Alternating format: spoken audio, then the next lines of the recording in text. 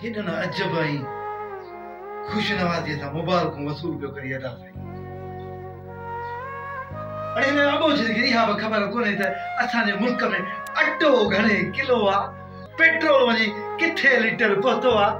ऐं ही अबो जमानो वोट ॾेई जो रिते हार खया इनके इहा खबर मना है त महांगाई में वडे में वडो हथ तहां जो आ असां जो आ हुकूमत जो आ जो हुकूमत मथे हुकम बना ये थींदो न अदा मता ता खबर आयो हुकम जो हां खबर आयो सुनो न अल्लाह जो कसम असांजे भा वोटन वठण का पहिरियां ताजे गोठ में ये ने जी गादी रोंदी होंदी ये साईं जे पाण वोट वठण ला रोंदो होंदो न तो ताके 5 साल तो तरीको ना आयो होंदो वरी अजायो तो घट आयो तो अल्लाह ताजो वाहिया अन्या ताईं कोम के शौर अल्लाह एक दही तो ना बात आप परेशान थियो मता इन जी गाली में तो चलिया थियो ये भाव असल में अल्लाह मालिक खिदमत कंदा से अदा देख खबर तो फिर आशा ना है सुभान वही में जाए दुनिया में सच जवण वाले के हमेशा चलियो कोठियो वेंदो आहे अता साईं असां मजलूम का वोट वठी हिनन के कूड़ियो हथ तू दई हिनन के कूड़ा ख्वाब देखारे ऐं एवानन में वनी वेही रहंदा हूं ऐं आराम सां एसी जे कमरन में निंडू कंदा हूं त तव्हां जरा ई डठल रोड ठहराए छडींदा थी असां तव्हां के बगुला ठहराए ॾींदा थी वाह जा असां हिनन के बगुला ठहराए था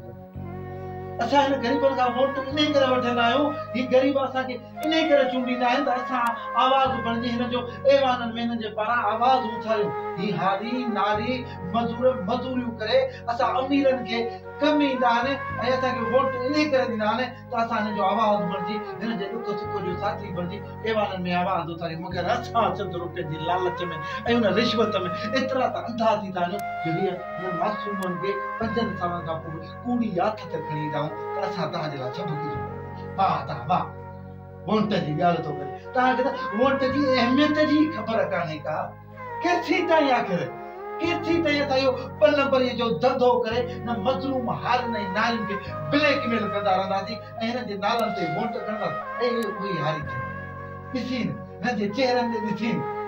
उहे हारी ऐं नारी ऐं मज़दूर दोस्त थे जेके बोझ में लड़ा खणी करे ता निकता था असां हिननि खे किराए जूं गाॾियूं बि न करे ॾिनियूं पंहिंजा टपड़ हथ न्याणी जा ॻह खपाए गाॾियूं कराए निकिरी शहरनि ॾांहुं रवाना थी रोडनि ते असांजा न्याणियूं टल पियूं ऐं असां